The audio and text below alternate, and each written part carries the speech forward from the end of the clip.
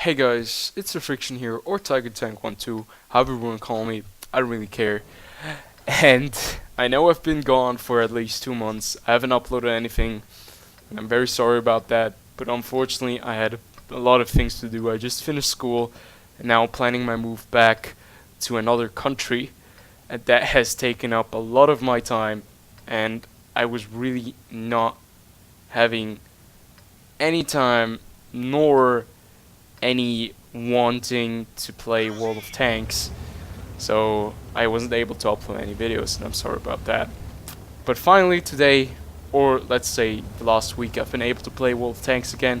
I had horrible games, like my weekly stats are like very bad, 40% win rate, and it's a good old World of Tanks, I'd say.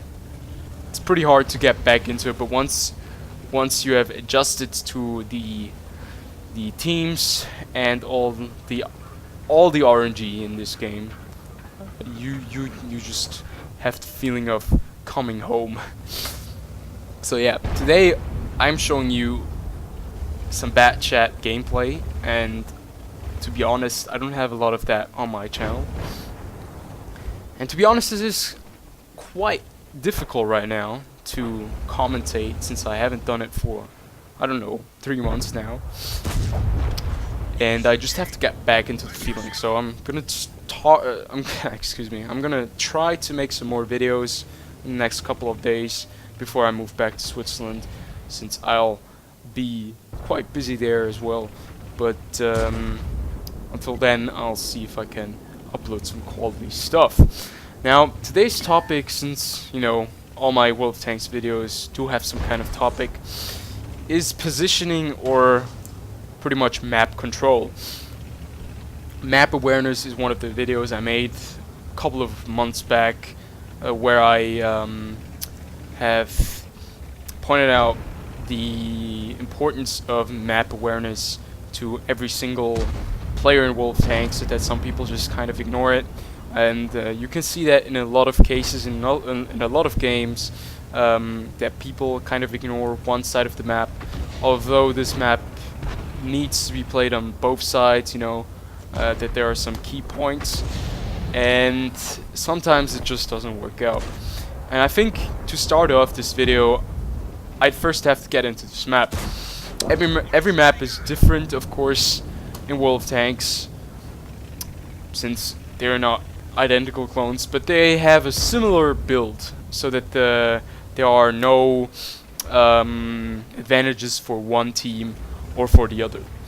So if we take a look at this map, we're playing on Mountain Pass. This is one of my more liked map, let's say it like this. It's one of my favorite maps, I could say.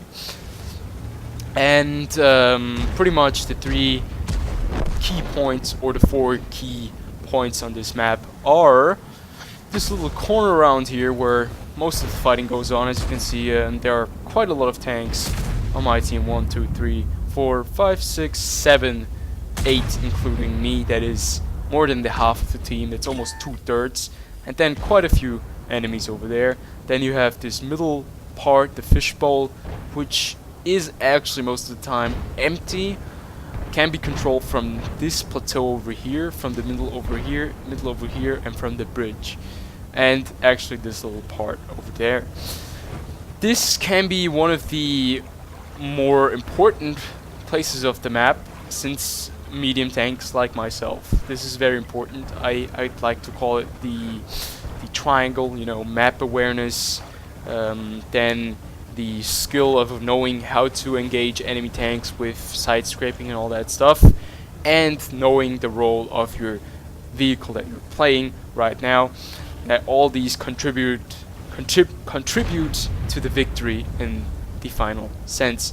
And now I'm just gonna stop real fast. I know you guys don't really like that when I do that, but just to point out, the bridge is also a very important part, since if nobody controls the bridge over here, they can easily flank around. But most of the time, if nobody controls the bridge, you can still shoot the guys from the plateau over here, or from the corner over here, if nobody's engaging the corner over here from the other side. Now, of course, the corner over here is abandoned by my team, but that is because they have decided to stay back at base and try to hold them off while they wait for reinforcements from behind. And this is exactly what we've done here, and this is where you need to know your role as a medium tank.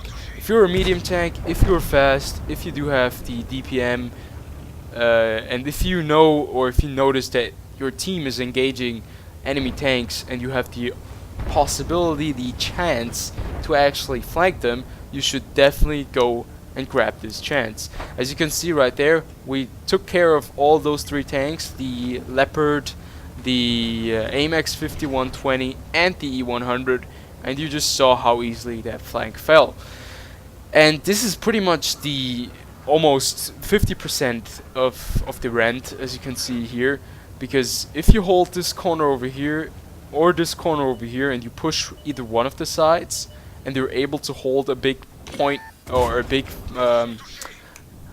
portion of the enemy at one spot, you will be able to flank around and secure the enemy base or actually flank them from behind.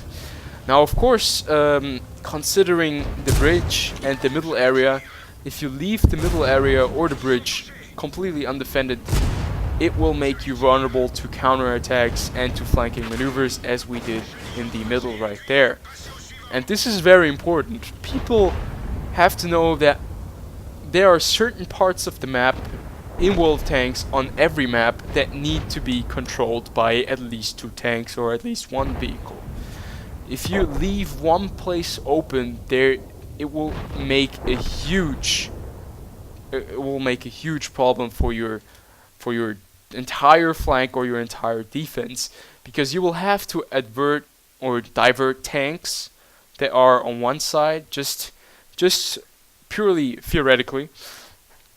If you have a combat or an engagement right over here with 2 sides that are shooting each other, and there's one team that has the possibility to go all the way around here with no vehicle watching the back, anyhow,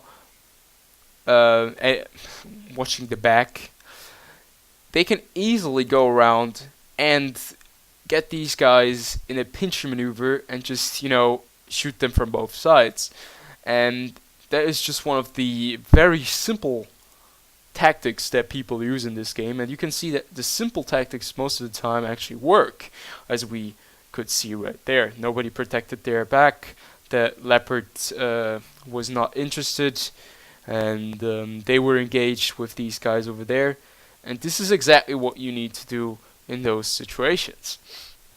Now, this was a very short video, and I know I do like to elaborate on certain scenarios more often than not, and I like to talk a lot. I just want to keep this video short.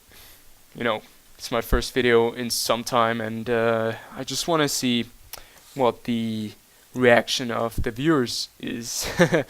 So yeah, maybe I'll upload a special video of the trip to St. Petersburg and to the military museum, the artillery museum that I've actually visited. I've made quite a lot of photos, and there was quite a lot of equipment that was rather fascinating to me, and maybe I'll make a very special video to that. So until next time, I'll see you guys later.